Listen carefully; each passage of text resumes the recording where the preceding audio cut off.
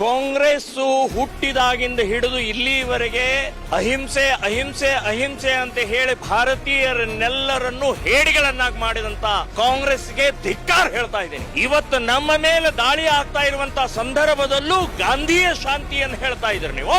ನಾಚಿಕೆ ಆಗಬೇಕು. 26 ಜನರ ಹೆಣಗಳು ಬಿದ್ದಿದಾವ್ರೆ. ಸೈನಿಕರ ಸಾವಿರಾರು ಸೈನಿಕರ ಹೆಣಗಳು ಬಿದ್ದಿದಾವೆ. ನೀವು ಈಗಲೂ ಗಾಂಧೀಜಿ ಹೆಸರು ಹೇಳ್ತೀರಿ.